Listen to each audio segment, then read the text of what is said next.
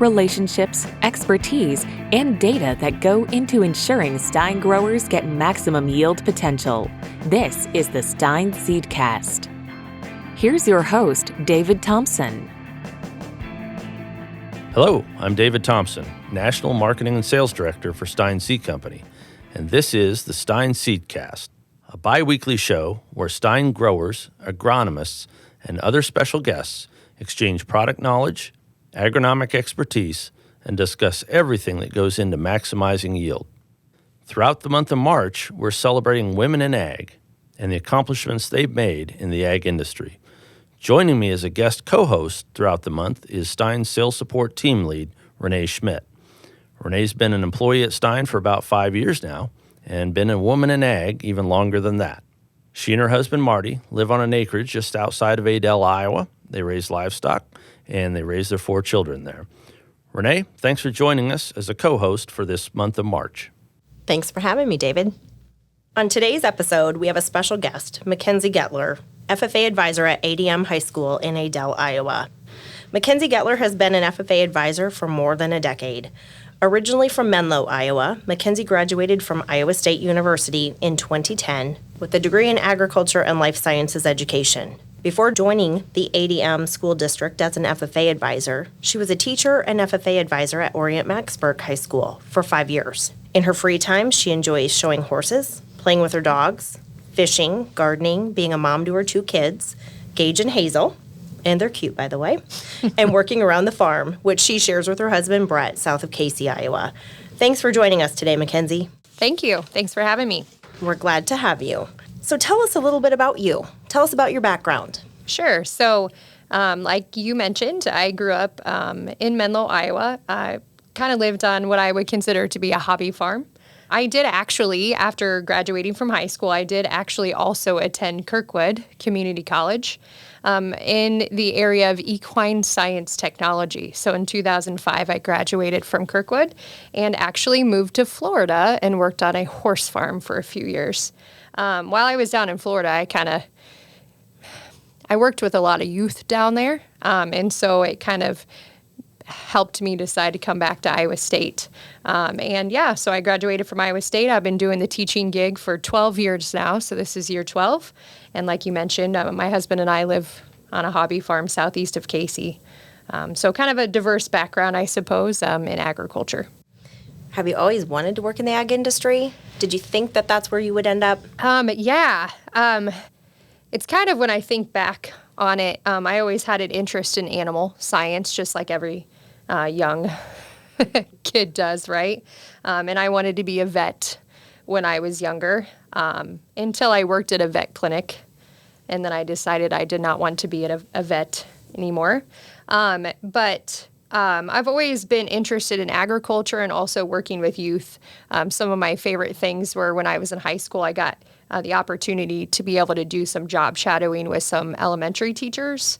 And I also got to work at the vet clinic. So I think I've always kind of liked ag and youth. And so when I ended up deciding to come back to be a teacher, it just kind of merged itself together. Who doesn't want to work in agriculture, right?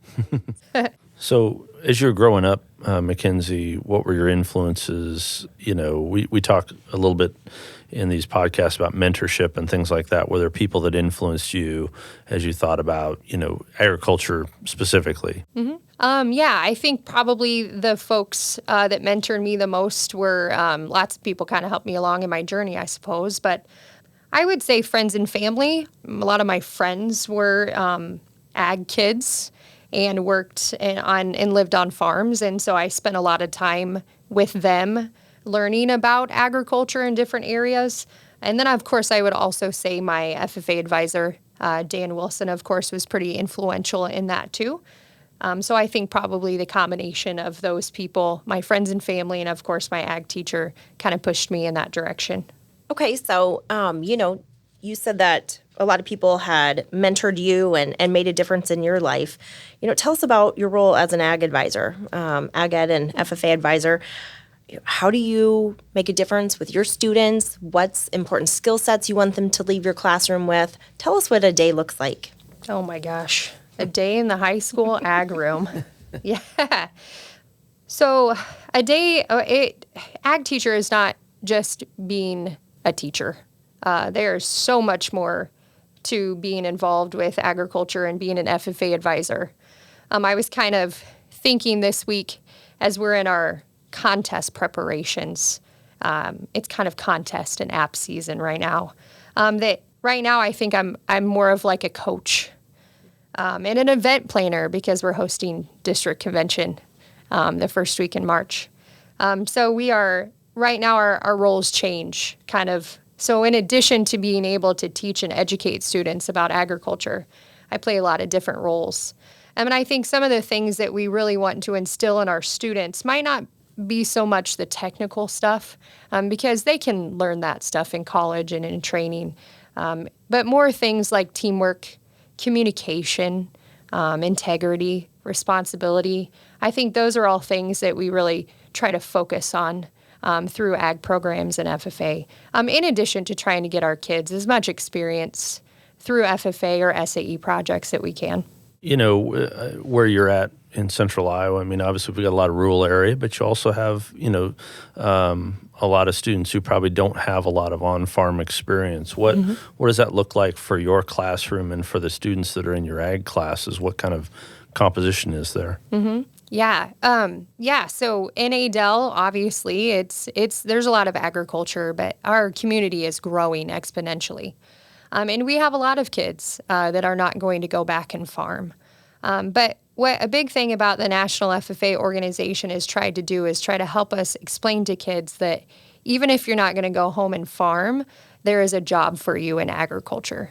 In fact, we always say this all the time, 2% of the people that work in ag are production folks. So who are all the other 98%? Those are all the people that work for Stine or work for a feed company or research in food science. So just because you're not going to farm, that doesn't mean that there's not a place for you down in the ag room. Awesome. So, we've said that you can be, in business, you can be in law, education, research, grain merchandiser, an agronomist, horticulture, so many different facets. How do you introduce that to your students and show them that they can be involved? How do you go about that? Yeah, I think a lot of it has to do with trying to match student interests with career opportunities in ag. Right now, I have a lot of students that are in my intro class that are maybe interested more in like the natural resources aspect of agriculture. So what we try really hard to do is kind of match their interest and have them do career research, job shadowing, get them hooked up with a work experience SAE project in that area, where we can try to maximize their interests and try to help them as they continue to pursue that potential career path. Yeah, so we drive it home a lot. We talk a lot from the very beginning that, hey, there are so many career opportunities in agriculture that we can find a spot for everybody. So what do you learn from the students that come through your classroom? All sorts of stuff. Gosh. You probably learn about some of their parents, right? That's right. Absolutely. Yeah, the wisdom of their parents. Absolutely. Yeah, all sorts of things. Did you say from students? Or? Yeah, what do you learn from your students? Oh, well, all sorts of things, like how to make a great TikTok. I mean, that's one thing. No, they show us all sorts of things, whether it might be new technologies that they're learning about, but it could also be, they do a great job at showing us teamwork and communication and how they overcome obstacles, etc. So I learn things from kids all the time. It's kind of hard to think of a specific example, but there's just lots of things that they teach us. Patience, also, and how to be better teachers and how to be better cheerleaders and advocates for them. I think over the 12 years, I've just learned a lot. Again, kind of back to the fact that our high school ag programs are maybe not so much technical anymore, but more about trying to help them along in their post-secondary explorations. So just trying to piece those interests and career opportunities with them and get them experience in something. I'll use welding as an example. Sometimes we have girls that don't think that they can do welding, right?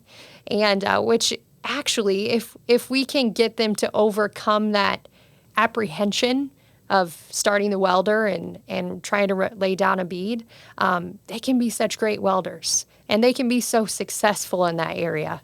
And so it's just that, well, why? Why is that just for boys? You know what I mean? Why can't you get into ag systems technology? Why can't you try some of those mechanical areas? You know what I mean? Why does it have to just be for boys? And so I think it's just, again, if they have an interest in that area, it's more of cheerleading and coaching, and you can try it. Let's get you some experience, and let's get you going down the right path. Would you say on the side that you're a pretty good welding teacher? I actually right now am not teaching welding. Oh, okay. We do that through our industrial tech department at ADM High School. But I love welding, stick welding. I always kind of laugh. I share this story the first time at Orient Maxburg, because I did teach it down there, that I fired up an oxyacetylene torch. Like, all the boys hid behind the tractor because they thought that I was gonna, blow something up. But it's fun, and I actually enjoy that area of trying to teach students some of those kind of basic skills. But we have some students that do also welding at DMAC up at Perry Van Kirk Academy and are very successful through that program too. So I don't get to teach it right now, but it's definitely something that I enjoy. Can you teach me how to weld? Yeah, sure can. Sure can. I'm going to teach you on a cracker with some cheese first, and then we're going to go at it. Yeah, it'll be great. Yeah. So, McKenzie, you've had enough time. I think you've had students getting out into the industry. Are there things you look back on that you say, that's something that was instilled through our classes for people who are out in the working world? Yeah. I think one thing through Ag Ed and FFA that I think all of our students have just grown tremendously in are in those areas of they are just tremendous leaders. We have so many students that have gone on to take on leadership roles in college and in their communities. And it's just kind of exciting to see the steps that they've taken to be involved in leadership in where they're at now. Same thing with public speaking. That's one thing that I just, from the time that they are freshmen to even when they graduate high school, it's just amazing to see their progression and their confidence in being able to be a speaker in front of other people. And that's translated into them, again, in those leadership roles out in their communities. Also with FFA, we're always really proud of the fact that we teach kids parliamentary procedure. So then when they go accept these leadership roles, that they know how to run meetings and, be efficient in things. So those are just a few examples of things collectively that it's really exciting to see our students being able to do and do well.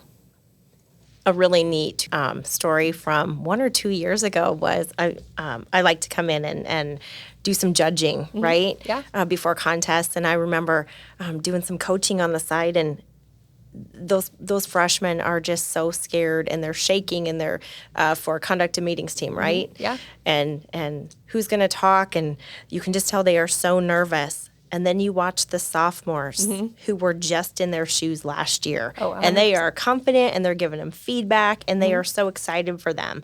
And when you think, wow, that was just a year ago, look where those kids have grown, you just make such an impact. And that growth is just a year. You can just see how they grow by leaps and bounds, and that's super exciting to watch their confidence increase so much. Yeah, 100%. I just had one of my upperclassmen that was giving the conduct team some feedback a little while ago, and I was like, I am very impressed. You are giving them amazing, amazing feedback. You know what I mean? And so props to that student for being able to have the confidence to do that. So yeah, they do great. Those freshmen, they get so good.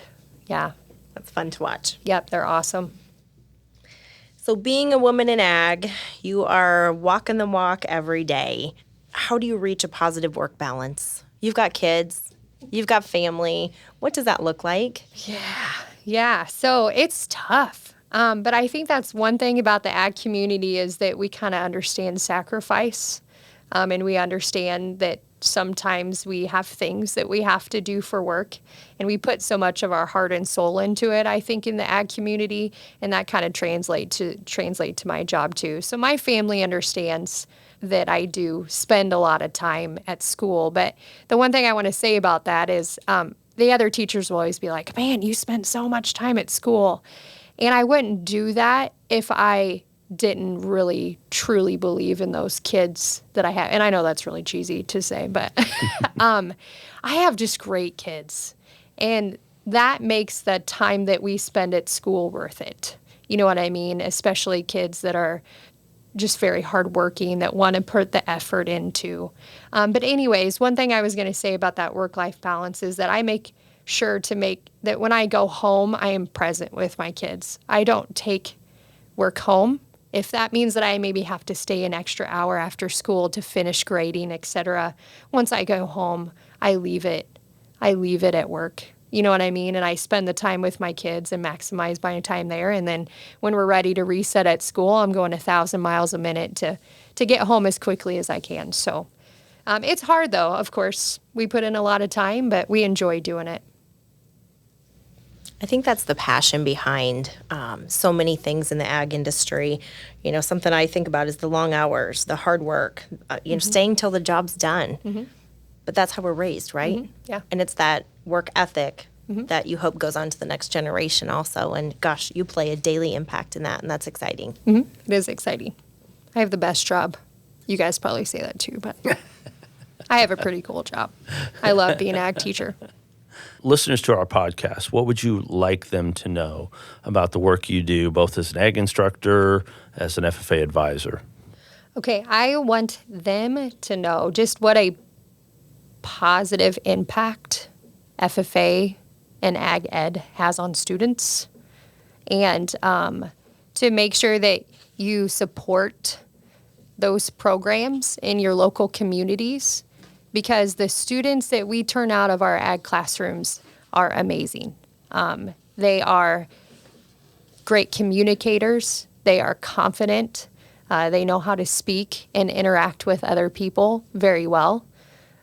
So they're awesome programs, and I just want them to know how much hard work and effort comes into those, and make sure that they support them. So follow up. So what can business owners, parents, community people do to help keep that momentum? Yeah, all sorts of things, whether it be, advocating for your programs, like maybe through your school board or with your school board, to make sure that they continue to support those programs. Same thing with possibly your legislators, and making sure that they're supporting your programs as well. A lot of local chapters will also have an alumni and supporters group, which doesn't mean that you have to have been previously an FFA, but it's anyone that's going to help support the chapter at a local level, whether that be on an advisory committee, whether that be like Renee, who will sometimes help train or give feedback to contest teams. My alumni and supporters will help chaperoning different events from time to time. So that's one way. If your local chapter has an alumni and supporters group, that's one nice way to do that too. So those are just a few ideas of ways that you can get involved. Also too, there are always opportunities for judging at different events. So with the FFA, we have leadership and skills contests, where you can participate as a judge in all sorts of different contests, such as public speaking or ag issues. What else? Ag impact. So job interview. We've got all sorts of contests. This is contest season for us, so getting involved in that capacity as a judge as well. Just a few ideas. Yeah. Do you have any funny stories or any moments you learned something over the years you weren't expecting? Funny stories. Oh my gosh. Students are hilarious. Just a couple things. I remember one time we were at National. Learn to make sure that you do not lock your keys in your Suburban, when you are in the middle of nowhere in Versailles, Kentucky at a tobacco farm with no ability to be able to unlock the school Suburban with a whole bunch of students. Same thing with keeping track of cameras that may or may not get lost at certain places where you have to wait at the police station to get your FFA camera back in Indianapolis because it got left on accident in a park. So just some fun stories like that. But again, the kids just make all sorts of memories for us. Those are just a few that come to mind. And we are very grateful as parents for all that you put up with our kids. Oh, yeah. For those tuned in, we've been listening to McKenzie Gettler, who has generously shared her experiences with us on what it's like teaching the next generation of women and students in ag. Thank you so much for joining us today, McKenzie. You're welcome. Thank you so much. Thanks, McKenzie. Be sure to tune in next week when we'll talk to Jennifer Marion, another FFA instructor from the Woodward Granger Community High School. To never miss an episode, subscribe to the Stine Seedcast wherever podcasts are found. We'll talk to you next time, and until then, remember, Stine has yield. Subscribe to the Stine Seedcast wherever podcasts are found. To learn more about Stine and its elite corn and soybean genetics, visit stineseed.com.